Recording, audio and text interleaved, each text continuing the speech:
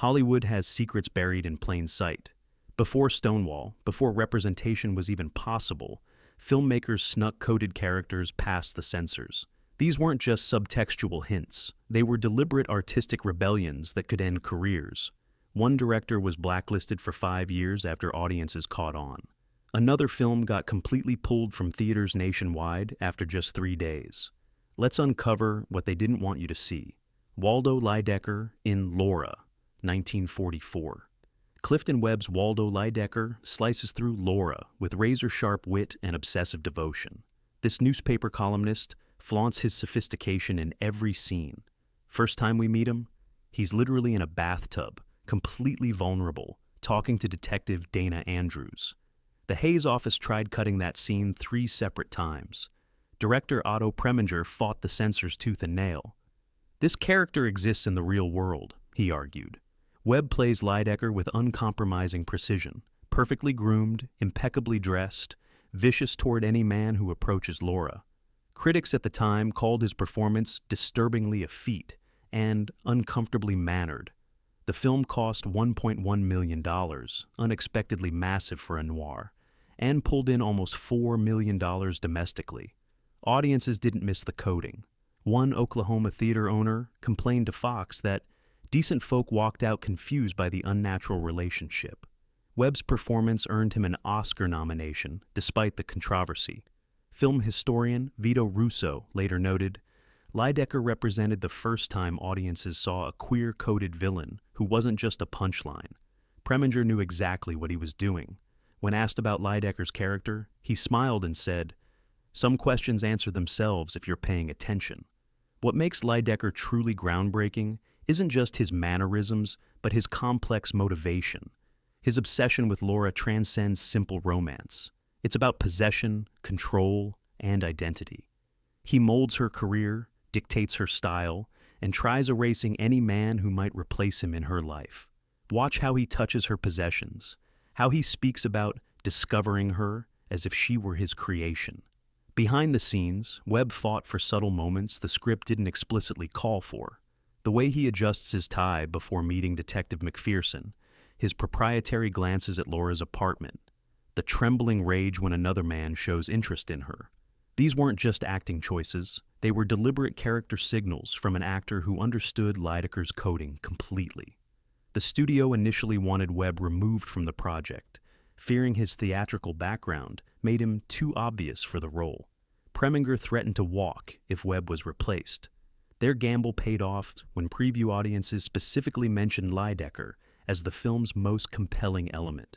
The character became a template for sophisticated, articulate villains who weaponized their intelligence against a heteronormative world that excluded them. Joel Cairo in The Maltese Falcon, 1941. Peter Lorre's Joel Cairo enters with the scent of gardenia perfume, announcing him before he even appears on screen. This wasn't subtle. Director John Huston deliberately had Humphrey Bogart sniff the air, raise an eyebrow, and then deliberately adjust his position when Cairo walks in. The source novel was even more explicit about Cairo's orientation, which the Hays Code forced Huston to obscure, but Huston found clever workarounds. Cairo carries a delicate cane, speaks with affected precision, and Lore plays him with limp-wristed gestures that somehow made it past the censors.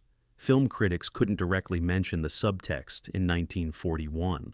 The New York Times carefully noted Cairo's Mediterranean temperament, while Variety called him peculiarly mannered. Behind the scenes, Warner Brothers executives worried the character was too obvious, demanding reshoots of several scenes. The film was made for just $375,000, but grossed $1.7 million, cementing Bogart as a star. Audiences understood what they were seeing. Theater managers in the Midwest reported complaints about Cairo's unmanly demeanor.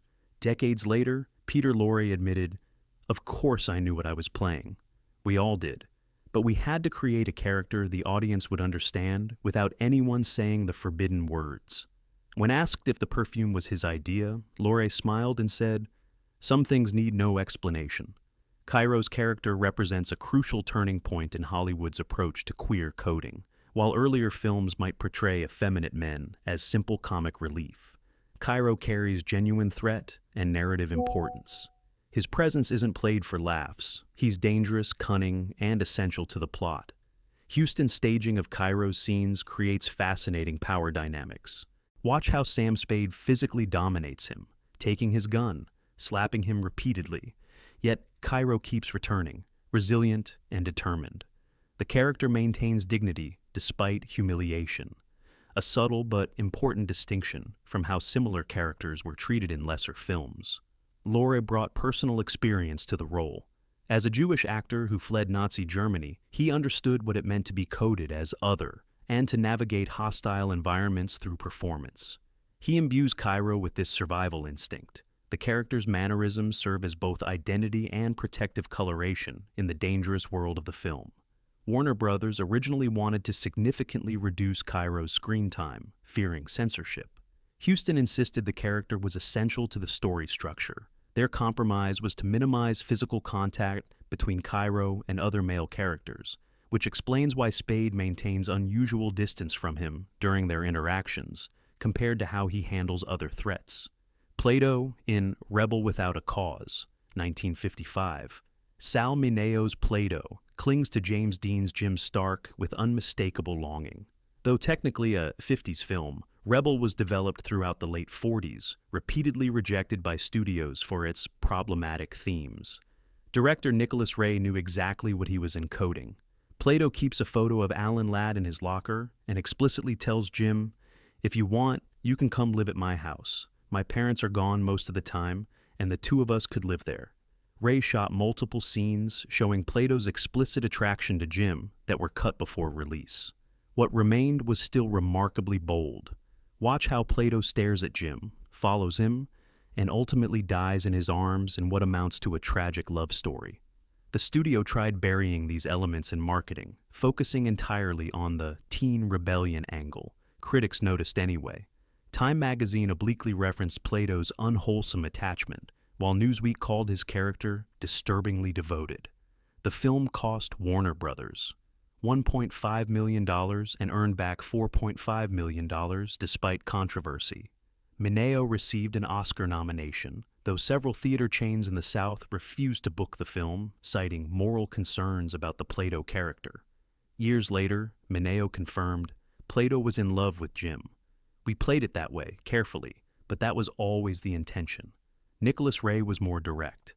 The whole point was that Plato's tragedy stemmed from love he couldn't express in 1955 America. What makes Plato revolutionary is how his coding transcends stereotypical mannerisms. Unlike earlier queer-coded characters who were marked by effeminacy, Plato's queerness is expressed through emotional vulnerability and isolation. He's the abandoned child seeking connection, making him simultaneously more relatable and more tragic. Ray's direction creates visual parallels between Plato's longing for Jim and Judy's more socially acceptable attraction. Both characters gaze at Jim with similar intensity. Both seek his protection. Both compete for his attention. This equivalence was radical for its time, suggesting Plato's feelings were just as valid as Judy's, if more doomed. The filming process itself reveals how deliberately this coding was constructed.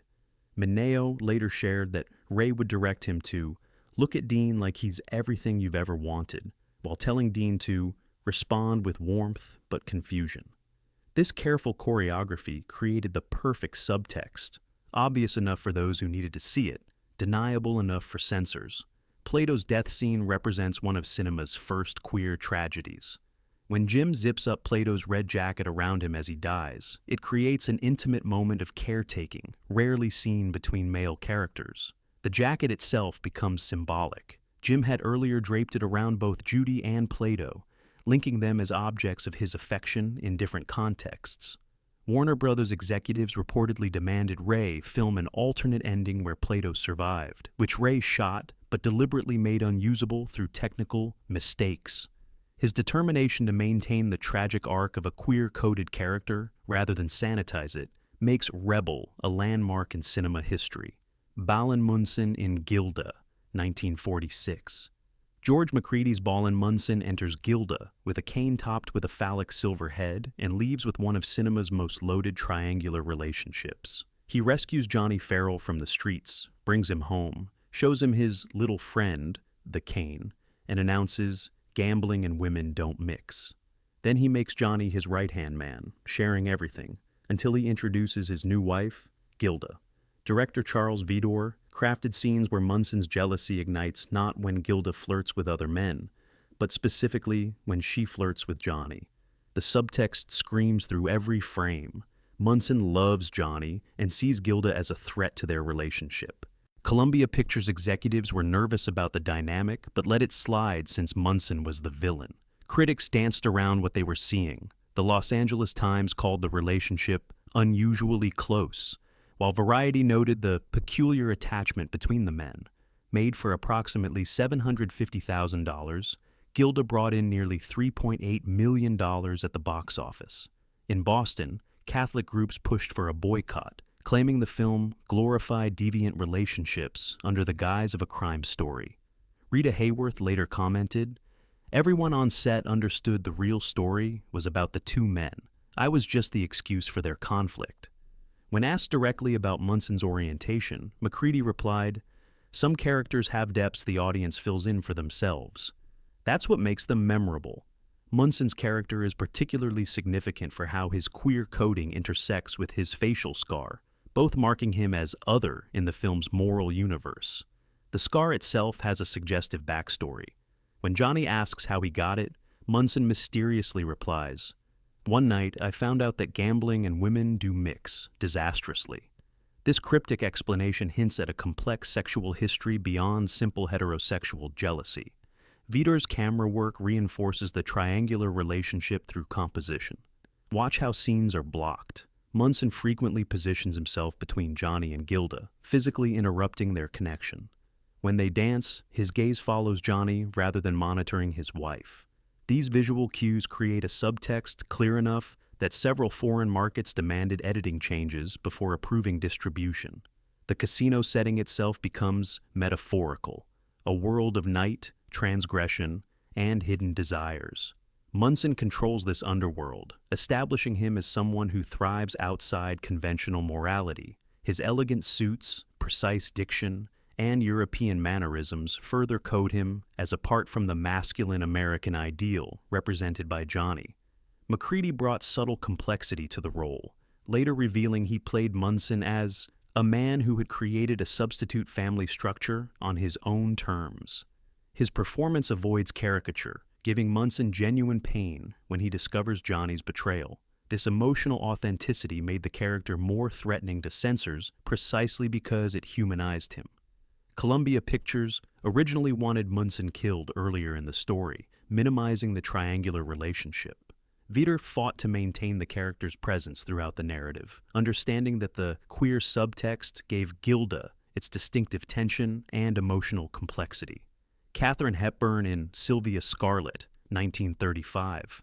Katharine Hepburn spends most of Sylvia Scarlett disguised as a boy named Sylvester, creating one of early cinema's most fascinating gender experiments. Though technically from the 30s, this film's influence stretched well into the 40s as a blueprint for queer coding. Director George Cukor, himself a closeted gay man, pushed the boundaries with scenes where women fall for Sylvester, unaware of her true identity. The real shock comes when Cary Grant's character realizes Sylvester is female and seems almost disappointed. Hepburn plays these moments with remarkable complexity.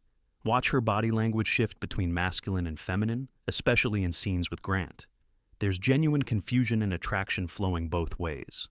RKO lost approximately $363,000 on the film, nearly sinking Hepburn's career. Critics savaged it, with Time magazine calling it unsavory and morally confusing. Multiple theaters refused to show it.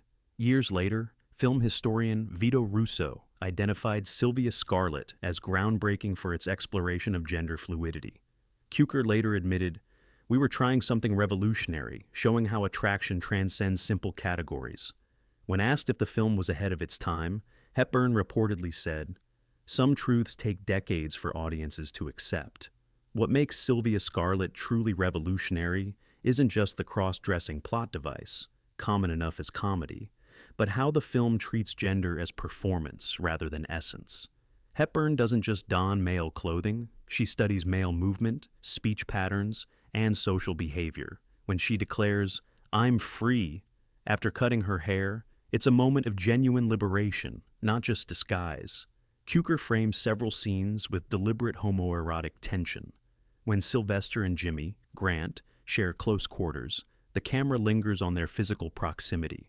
Grant later revealed he played his character as genuinely attracted to Sylvester before the gender reveal, creating a fascinating moment when Jimmy realizes his attraction hasn't diminished with this knowledge. The film includes a remarkable scene where a female artist falls for Sylvester, believing him to be male. Rather than playing this for simple comedy, Cukor treats her attraction with sensitivity and depth. When she later learns the truth, her disappointment carries genuine emotional weight, suggesting a disruption of identity rather than mere embarrassment. Hepburn's performance represents her most daring work. She later said, "I had to find the masculine without caricature, the feminine without contradiction." Her Sylvester walks a perfect line, convincing as a boy while maintaining an androgynous beauty that attracts both men and women throughout the narrative. RKO executives panicked during production, demanding script changes to clarify gender boundaries. Cukor and Hepburn fought against these revisions, maintaining the film's deliberate ambiguity. Their artistic conviction cost them commercially, but created a film that decades later would be recognized as ahead of its time in understanding gender as a spectrum rather than a binary. Brandon and Philip in Rope, 1948. John Dahl's Brandon and Farley Granger's Philip share an apartment, throw intimate dinner parties, and murder a classmate together in Alfred Hitchcock's Rope. Based on the Leopold and Loeb case, the film never explicitly states they're a couple, but every frame implies it. Hitchcock shot the film in 10-minute continuous takes, creating unbearable intimacy. Watch how Brandon touches Philip's shoulder, how they move in their shared space with the familiarity of long-term partners. Their former headmaster Rupert, played by James Stewart, seems to know exactly what they are to each other. The Hayes office demanded multiple script revisions, forcing Hitchcock to remove any explicit references to their relationship. Critics recognized what they were seeing, but couldn't name it. The New York Times called their relationship unwholesome, while Variety noted their excessive attachment. Warner Brothers spent $1.5 million on Rope, and barely broke even with $1.6 million in returns. The film was banned in several cities, including Memphis and Chicago, for its moral perversion. Hitchcock later said, "The challenge was creating characters whose relationship was obvious without ever stating it." When asked directly if Brandon and Philip were a couple, he replied, "The audience brings their own understanding to certain relationships. I simply presented what was already in the original case." What makes Rope extraordinary is how it transforms technical innovation into thematic resonance. The long, unbroken takes create a claustrophobic intimacy that mirrors Brandon and Philip's secret relationship. They exist in a contained world where they're always performing, always at risk of exposure, both for their crime and for their relationship. Hitchcock's staging creates dozens of subtle moments that establish their dynamic. Brandon dominates, making decisions for both of them, while Philip follows anxiously. When Philip plays piano during the party, Brandon stands possessively behind him, a hand resting on his shoulder, in a gesture too familiar for mere friendship. When Philip panics, Brandon calms him with practiced intimacy. The film's dialogue contains remarkable double meanings. When Brandon describes the thrill of doing what only the privileged few have done, he's referring simultaneously to murder and to their relationship, both existing outside society's moral boundaries. These verbal layers allowed Hitchcock to smuggle forbidden subtext past censors. Farley Granger later confirmed both actors played their roles as lovers, creating private backstories about their relationship that informed their performances. "We understood exactly what kind of men these were," Granger said, "and we brought that understanding to every scene, even when the script couldn't say it directly." The film's color scheme reinforces its subtext. Brandon wears bold colors while Philip dresses in muted tones, visually establishing their dominant, submissive dynamic. The apartment itself, with its panoramic windows, suggests both privilege and exposure. They can see the world, but the world might also see them, creating constant tension between revelation and concealment. Lieutenant Sam in The Killers, 1946. Sam Levine's Lieutenant Sam plays a detective with no wife, no girlfriend, and a peculiar soft spot for Burt Lancaster's Swede. Watch how he lingers on the details of the Swede's life, examining his room with unusual tenderness, and shows more emotional investment than any case would warrant. Director Robert Siodmak, who fled Nazi Germany where queer people were persecuted, deliberately coded Sam as a man with a secret. In one telling scene, Sam declines joining the other men for drinks with women, preferring to continue the investigation alone. The studio executives at Universal either missed or ignored these subtextual elements. Critics, however, picked up on Levine's nuanced performance. The Chicago Tribune noted his unusual dedication, while the Detroit Free Press called his detective suspiciously invested. The Killers cost around $875,000 to produce and earned over $2.5 million. Several conservative publications questioned the uncomfortable intensity of Levine's performance, though no formal censorship occurred. Years later, Levine admitted, "Sam was written one way on paper, but I played him as a man who had personal reasons for his obsession with the Swede." Siodmak was more direct in private correspondence. "Some characters must hide their true nature, just as many must in real life. Lieutenant Sam represents a significant evolution in queer coding, a character whose professional position gives him cover for his emotional attachments. As a detective, his obsessive interest in the Swede appears merely thorough, but Levine's performance reveals deeper currents. Notice how he handles the Swede's possessions with unusual care, how his voice softens when discussing him.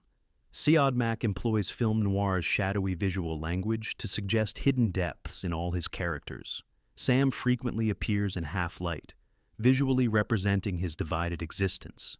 When he examines the Swede's room, Siodmak frames him, touching personal items in extreme close-up, creating an unusual intimacy between detective and victim. The screenplay contains subtle indicators of Sam's coding. While other male characters discuss women continuously, Sam remains exclusively focused on the Swede. When asked about his personal life, he deflects with professional dedication. This absence becomes presence, a characterization defined by what isn't said rather than what is. Levine later revealed he created an elaborate backstory for Sam that included a secret life in Philadelphia, where no one knew his profession or position. "A detective understands hiding in plain sight," Levine explained. Sam recognized something in the Swede's isolation that mirrored his own experience. Universal executives initially questioned Levine's performance, suggesting the character seemed too personally invested in the case. Siodmak defended him, arguing that Sam's intensity drove the narrative forward. This creative tension resulted in a character whose coding is subtle enough to evade censorship, but clear enough to create a complex portrait of hidden identity. Gutman in The Maltese Falcon, 1941. Sidney Greenstreet's Caspar Gutman, the Fat Man, controls his world with money, influence, and Cairo at his beck and call. Their relationship transcends business. Director John Huston builds a queer-coded criminal enterprise with Gutman at the top and Cairo as his devoted lieutenant. Huston's genius was making their connection clear without ever explicitly stating it. Gutman refers to Cairo with unusual familiarity, and their shared history suggests more than professional collaboration. Watch how they exchange glances, how Cairo defers to Gutman in every situation. Warner Brothers executives were primarily concerned with Laure's performance, overlooking Greenstreet's more subtle coding. Critics praised Greenstreet's debut performance without acknowledging the subtext. The New Yorker called him impressively corrupt, while Variety noted his unusual command over his associates. The film's modest budget and substantial return meant the studio overlooked these elements. However, when the film was re-released in the conservative 1950s, several scenes between Gutman and Cairo were trimmed further. Film historian Robert Porfirio later wrote, "Huston created a shadow world where queer-coded characters operated by their own rules, outside conventional society." When questioned about Gutman's relationships, Huston simply said, "Some characters have dimensions best left to the audience's imagination." Gutman represents a different approach to queer coding than Cairo, power rather than stereotype. His characterization draws on a tradition of decadent, Epicurean villains whose appetites extend beyond conventional boundaries. Greenstreet plays him with aristocratic refinement, his enormous physical presence contrasting with his delicate mannerisms, sipping tea, patting his lips with a handkerchief, appreciating beauty in all forms. The character's relationship with his gunsel, Wilmer Cook, adds another layer of coding. Gutman refers to the young man as a son to me, yet their interactions suggest a more complex dynamic. When Gutman eventually sacrifices Wilmer, his momentary emotional struggle reveals attachment beyond mere criminal loyalty. Huston's staging of Gutman's scenes emphasizes his control of space and people. He frequently positions Gutman seated at the center of the frame, with others arranged around him, creating a visual hierarchy that suggests his role as patron. His hotel suite becomes a temporary court where he holds audience, dispensing judgment and favor with equal relish. Dashiell Hammett's original novel contained more explicit coding that Huston had to dilute for the screen. Nevertheless, he maintained the essential character dynamics through performance and visual composition. Huston later said, "What matters isn't what's stated, but what's understood between the lines." Greenstreet, making his film debut at age 61 after decades in theater, brought nuanced understanding to the role. Gutman appreciates quality in all things, he explained, whether falcons, wine, or companions. This appreciation for beauty, regardless of conventional categories, creates a character whose transgressions extend beyond mere criminality into a comprehensive rejection of social norms. Dr. Jackwith in Now Voyager, 1942. Claude Rains' Dr. Jackwith runs a sanitarium with unusual compassion and insight for the era. His bachelor status, immaculate appearance, and theatrical mannerisms create a character who stands apart from conventional masculinity of the 1940s. Director Irving Rapper, himself closeted, gave Rains scenes where he shows remarkable understanding of Bette Davis's emotional life, creating a confidant who exists outside traditional gender expectations. Watch how Jackwith moves, precise, controlled, with an elegance rare for male characters of the period. Warner Brothers focused marketing entirely on the Davis-Henrade romance, keeping Rains' contribution in the background. Critics praised his performance without examining the coding. The Los Angeles Times called him sensitively attuned, while the New York Herald Tribune noted his unusually perceptive portrayal. Now, Voyager cost approximately $950,000 to produce and earned nearly $2.2 million. The film received no censorship for Rains' character, as his professional status and subtle performance avoided direct scrutiny. Rapper later acknowledged, certain characters allowed us to present different kinds of men than the censors might otherwise permit. When asked about Dr. Jackwith specifically, Rains once said, "Some doctors understand their patients because they share certain sensitivities." Dr. Jackwith represents a significant evolution in queer coding, the sympathetic professional whose difference becomes wisdom rather than villainy. Unlike earlier coded characters who were criminals or antagonists, Jackwith uses his outsider perspective to heal and liberate. This positive portrayal was revolutionary in an era when difference typically signified moral corruption. Rains crafted Jackwith's character through subtle physicality. Notice how he touches objects rather than people, maintaining professional distance while conveying emotional understanding. His voice modulates differently with Charlotte than with other characters, softer, more intimate, creating a sense of shared secrets between outsiders. The script contains remarkable moments that suggest Jackwith's personal understanding of social constraints. When he tells Charlotte that tyranny is sometimes the expression of the maternal instinct, his insight comes from personal experience with oppressive social expectations. These moments transform his medical expertise into something more profound, the wisdom of someone who has navigated their own journey outside conventional roles. Rapper's direction emphasizes Jackwith's role as threshold guardian between worlds. The sanitarium becomes a liminal space where Charlotte can shed her socially constructed identity and discover her authentic self. This narrative function parallels Jackwith's own position between conventional society and a more fluid understanding of identity. Warner Brothers originally wanted a more traditionally masculine actor for the role, concerned that Rains might appear too refined for audience comfort.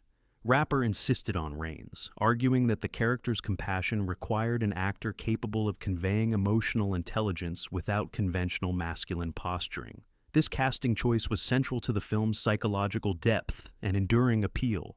Eve Harrington in All About Eve, 1950. Anne Baxter's Eve Harrington arrives on screen with obsessive admiration for Bette Davis's Margot Channing that goes beyond fandom into something far more complex. Director Joseph L. Mankiewicz crafts scenes where Eve watches Margot dress, touches her belongings, and literally tries to become her. The film's famous party scene reveals Eve staring at Margot with what can only be described as longing. Her manipulation of men throughout the film reads as utilitarian rather than romantic. She wants proximity to Margot, not them. 20th Century Fox executives worried the subtext was too obvious, demanding script revisions. Critics noted the unusual intensity without naming it. The Chicago Sun-Times called Eve's fixation unhealthily devoted, while the Philadelphia Inquirer described it as disturbingly intense. Produced for $1.4 million, All About Eve earned $8.4 million worldwide.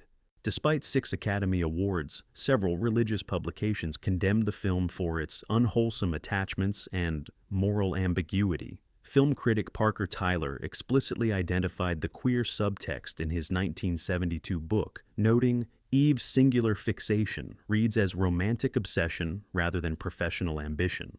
When asked about the character's motivations years later, Mankiewicz simply said, "Some obsessions transcend simple categories." Eve Harrington represents a significant evolution in how queer coding intersects with female characters. Unlike stereotypical mannish women in earlier films, Eve is conventionally feminine, using that femininity as both disguise and weapon.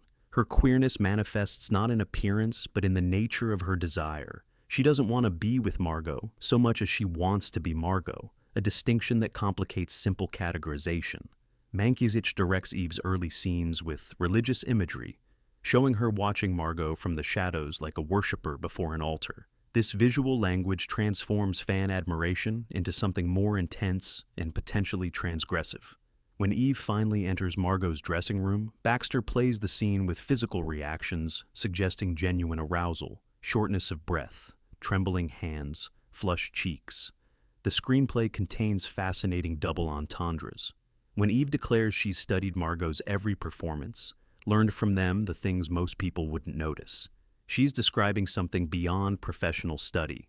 Similarly, her line, "I'd like nothing better than to be like you," carries multiple meanings that Baxter delivers with perfect ambiguity. Baxter later revealed she constructed Eve as someone whose sexuality remained fluid and opportunistic. Eve uses whatever and whoever serves her purpose, Baxter explained. Her real passion is reserved for Margot, though she'd never admit it even to herself. This psychological complexity makes Eve a transitional figure in cinema's depiction of queer-coded characters. Studio interference actually strengthened the film's subtext. When executives demanded Mankiewicz reduce the excessive attention Eve pays to Margot, he responded by making their connection more visually subtle but emotionally intense. The famous birthday party scene, where Eve watches Margot descend the staircase with naked admiration, resulted from this creative compromise. Luce Benedict in Giant, 1956. Mercedes McCambridge's Luce Benedict rides horses like a man, dresses for function over femininity, and holds an uncomfortable fixation on her brother Bick that extends to jealousy of his wife Leslie.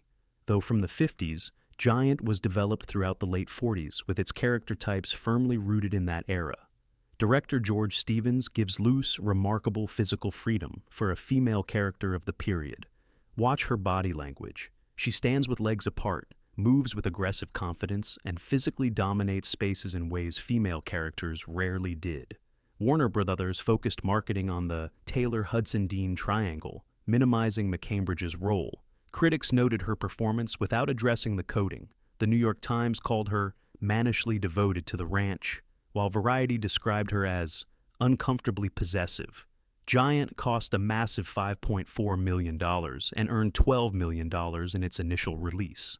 No formal censorship targeted McCambridge's character, though several Southern theaters objected to her unfeminine portrayal. Stevens later admitted certain characters allowed us to explore personality types that existed in reality but couldn't be explicitly named. McCambridge was more direct in her autobiography. Luce loved women the way she loved the land, completely and without apology. Luce Benedict represents one of Hollywood's most complex portrayals of a masculine woman in this era. Unlike earlier tomboy characters who eventually embrace conventional femininity, Luce remains unapologetically herself until her death. Her coding goes beyond mere appearance. McCambridge infuses the character with a possessiveness toward male spaces and female bodies alike. Stevens frames Luce's relationship with the land as explicitly sensual. Watch her riding scenes, where the character displays physical pleasure in controlling and commanding her horse. This connection to the physical world contrasts sharply with the decorative femininity of Leslie, creating visual tension between different expressions of womanhood. The script contains fascinating moments that establish Luce's territory and its invasion. When Leslie arrives at Rayada, Luce immediately places herself physically between the new bride and Bick. Her discomfort isn't just about losing her brother's attention, it's about Leslie's disruption of the masculine world Luce has constructed and dominated. McCambridge brought remarkable physicality to the role. She studied Texas ranch women, adopting their walk, stance, and speech patterns. These women weren't trying to be men, she later explained. They were being themselves in a world that required traditionally masculine strength. This authenticity helped her create a character whose coding felt organic rather than caricatured. Luce's death scene carries surprising emotional weight for a supporting character. Her final interaction with Leslie, returning the wedding brooch she had earlier claimed, suggests a complex acknowledgement of feminine connection she had previously rejected. Stevens films this moment with unusual tenderness, allowing Luce a moment of vulnerability that complicates her otherwise rigid characterization. Addison Dwit in All About Eve, 1950. George Sanders' Addison Dwit controls Broadway with cutting wit and complete emotional detachment from women. His relationship with young male protégés, particularly the aspiring playwright he keeps under contract, speaks volumes without saying a word. Director Joseph L. Mankiewicz gives Sanders devastating lines delivered with arch precision. "You have a point. An idiotic one, but a point," he sneers. Watch how he observes rather than participates, using his column to manipulate careers while remaining personally untouchable. 20th Century Fox worried his character might be too obvious, but Sanders' performance walked the perfect line, clear to those who understood the coding, invisible to those who didn't. Critics praised his Oscar-winning performance without acknowledging the subtext.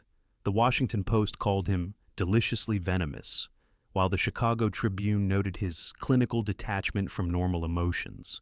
Sanders' performance contributed to the film's critical and commercial success, though religious publications objected to his character's morally ambiguous lifestyle and unnatural attachments. Mankiewicz later said, "Some characters exist in a space between worlds, commenting on both but belonging fully to neither." When asked directly if DeWitt was coded as queer, Sanders reportedly replied, "All critics are outsiders by nature. What makes them outsiders is entirely up to the audience to decide." Addison Dwit represents the culmination of a particular type of queer coding, the cultured aesthete whose power derives from knowledge rather than conventional masculinity.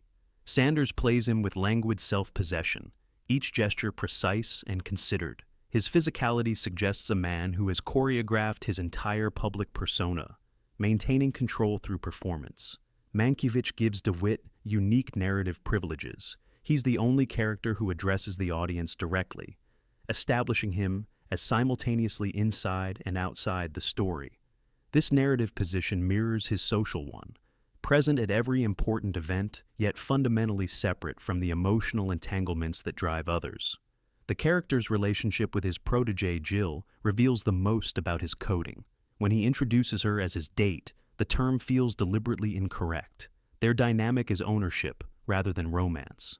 Miss Caswell is an actress, a graduate of the Copacabana School of Dramatic Art, he announces, making clear the transactional nature of their arrangement. Sanders later described playing DeWitt as finding the exact tone for someone who sees through everyone yet reveals nothing of himself. This opacity makes DeWitt fascinating.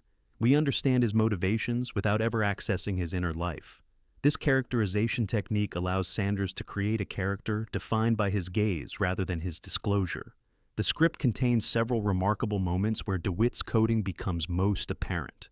When he confronts Eve with his knowledge of her lies, he doesn't express moral outrage, but rather appreciation. "I have no patience with those who do not appreciate what they've got," he declares.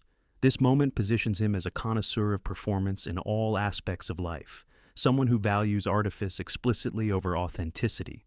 Mankiewicz originally wrote Dwit with even more explicit coding, but studio concerns led to revisions. Still, the final version contains unmistakable moments, particularly Dwit's description of his protégé as a graduate of the Copacabana School of Dramatic Art, with a specialty in lightning-fast pickups. This ironic commentary on her background creates space for audiences to understand exactly what kind of relationship they share.